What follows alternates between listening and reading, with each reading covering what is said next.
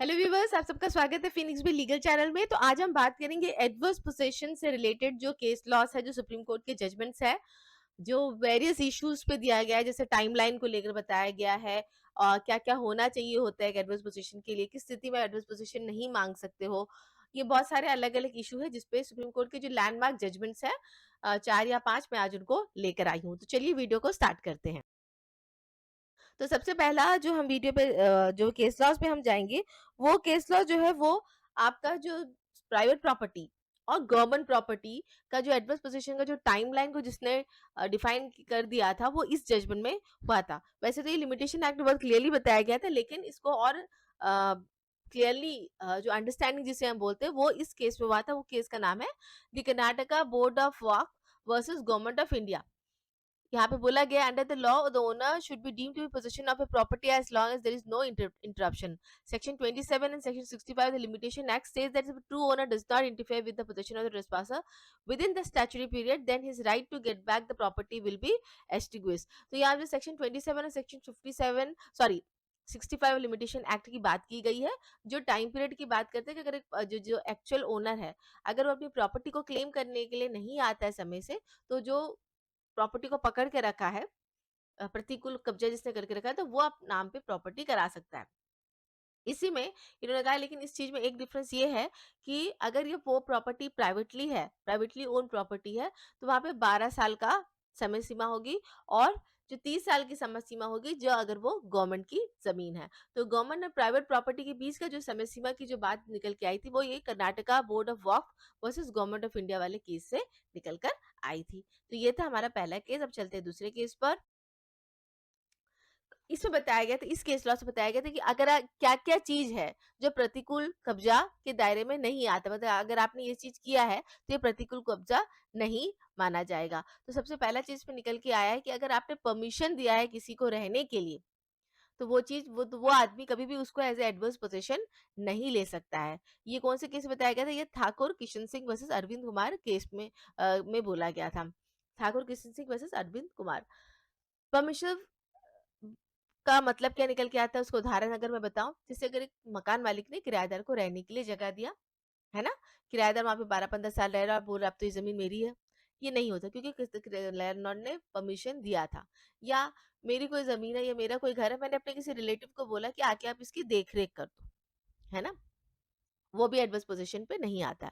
तो जहां कहीं भी एक हामी दी गई है कि हाँ आप रहो, आप रह सकते हो, वहां पे वो दूसरा आदमी उसको एडवर्स पोजीशन या प्रतिकूल कब्जा का नहीं मांग नहीं उसको मांग कर सकता है। ये बातें दूसरी और की केस लॉ है, राम नाग्या राव राम नाग्या राय वर्सेस देव कुमार राय में भी बोला गया है। अब जो दूसरी बात आ जाती है वो है जो चीज में एडवर्स पोजीशन नहीं माना जाएगा, वो आ जाती है आपका कोई एग्रीमेंट हुआ है, ट्रांसफर ऑफ प्रॉपर्टी के जो केसेस जो होते हैं, वहां पे भी एडवर्स पोजीशन का नहीं माना जाएगा। ये case Mohanlal through his R Kachru versus Mirza Abdul Gaffar and others. ये केस लॉ को तो मुझे लगता है थोड़ा सा डिटेल में पढ़ना चाहिए, क्योंकि इसमें ट्रांसफर ऑफ प्रॉपर्टी की बात कह दी गई है। थोड़ा सा देखना पड़ेगा, मुझे भी ऐसा लगता है, क्योंकि डिटेल में अगर हम बात करें तो अगर किसी ने एग्रीमेंट किया है, एग्रीमेंट करने के बाद आपने वो जमीन की कब्जा ले ली है, जमीन की कब्जा लेने के बाद अब वो आदमी को पता है आपने जमीन का कब्जा लिया हुआ है, उसके बावजूद भी कुछ नहीं कर रहा है, तो क्या वो परमिसिव के अंदर में आएगा या नहीं आएगा? तो नहीं है, लेकिन इसमें भी बोला गया है कि अगर transfer of property section 53A of transfer of property act के तहत में कुछ होता है, तो it is bar from claiming adverse possession. Both the police and जैसा मैंने बोला कि ये बात जो है थोड़ी सी हजम करने की बात नहीं आती है, लेकिन हाँ मुझे लग रहा है कि इस पे जरूर कोई और केस लॉस भी होगा जो इस बात को शायद गलत ठहरा सकता है। तो मैं इस पे मोहनलाल वर्सेस मिर्जा अब्दुल गफ्फार पे एक वीडियो जरूर बनाऊंगी, क्योंकि मुझे ये इंटरेस्टिंग लगा है। Thirdly, when a person is the co-owner of the land in respect to which he claims ownership, he cannot take plea. अब तीसरा जो चीज है जहाँ पे आप प्रतिकूल कब्जा नहीं मांग कर सकते हो, वो है कि आप को-ओनर्स हो, मतलब एक जमीन आपने दो जन ने मिल के खरीदी है, मतलब उसमें आधा शेयर मेरा भी है और आधा शेयर दूसरे पर्सन का भी है। तो ऐसी स्थिति में दूसरा का जो जमीन है उस पे मैं एडवर्स पोजीशन नहीं मांग सकती हूँ। लेकिन जैसा मैंने कहा कि ये दोनों ही कानून पे क्योंकि सुनने में बिल्कुल सही नहीं लग रहा है कानून की नज़र से देखा जाए, तो इसका आया है, इसके ऊपर में निकल कर आया है सुप्रीम कोर्ट का आगे जजमेंट जो मैं आगे बता रही हूँ। वो निकल के आया है आपका विद्यावती वर्सेस प्रेम प्रकाश में। इसमें सुप्रीम कोर्ट ने बोला है, देखिए बहुत इंटरेस्टिंग होता है सुप्रीम कोर्ट का, एक टाइम एक बात आ जाती है और एक टाइम एक बात आ जाती है, इसलिए लेटेस्ट इन्फॉर्मेशन के साथ तो हमेशा हमें रहना चाहिए। तो यहाँ पे बोला गया है कि जो को ओनर्स है, उन उस केस पे भी आप एडवर्स पोजीशन क्लेम कर सकते हो, लेकिन जो एडवर्स पोजीशन की जो 3 इंपॉर्टेंट बातें होती है कि जो एडवर्स होना चाहिए, मतलब सामने वाले को पता है कि उसने मेरी ज़मीन को पकड़ के रखा है, उसकी मर्ज़ी के बिना वो पकड़ के रखा है और वो फिर भी कुछ नहीं कर रहा है, और सबको पता है कि इसे पकड़, अगर ऐसी स्थिति होती है तब आप एडवर्स पोजीशन अगर को-ओनर हो तो भी क्लेम कर सकते हो। तो ये 2 जजमेंट है, 2 अलग-अलग जजमेंट है, Vidya Devi versus Prem Prakash and others. तो ये जिसमें को-ओनर्स की बात की है, को-ओनर्स भी क्लेम कर सकते हैं। अब आप पूछोगे मैडम तो पहला वाला सही है, दूसरा वाला सही है।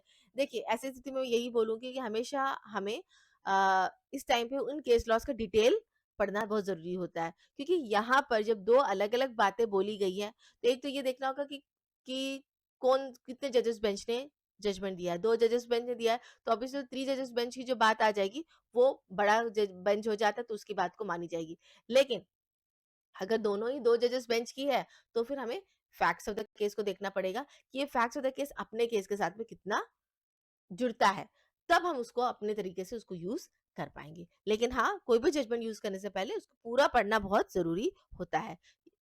इसके बाद हम आते हैं कानून में चेंज करने की बात।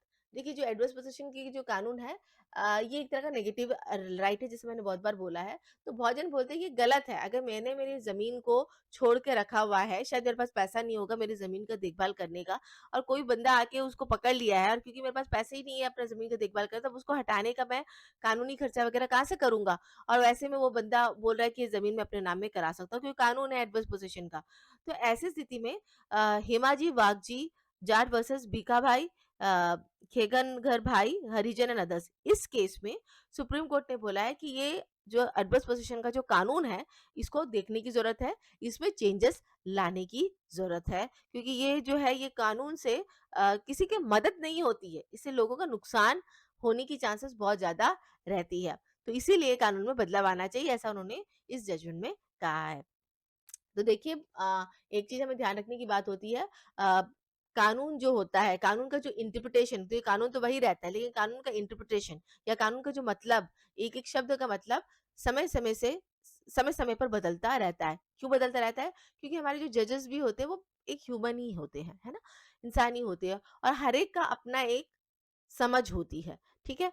और अपने समझ के हिसाब से आदमी उन चीज़ों को इंटरप्रेट करता है और उसके हिसाब से वो जजमेंट देते हैं। तो हमेशा हमें 2 बातों का ध्यान ज़रूर रखना चाहिए कि जब भी हम कोई जजमेंट को देख रहे हैं, तो कितने जजेस बेंच का है वो पहला चीज़, और क्या उसको सुपरसीड किया गया है या हटाया गया है लार्जर बेंच के द्वारा। ये चीज़ कभी भी कोई भी जजमेंट हम लगाते हैं कोर्ट में, तो ये 2 बातों का ध्यान हमें देना बहुत ही ज़रूरत होता है, और सबसे इम्पोर्टेंट कोई भी जजमेंट को हमेशा पूरा पढ़िए, डिटेल पढ़िए, उसके बाद में ही उसको अपने केस में यूज़ करिए।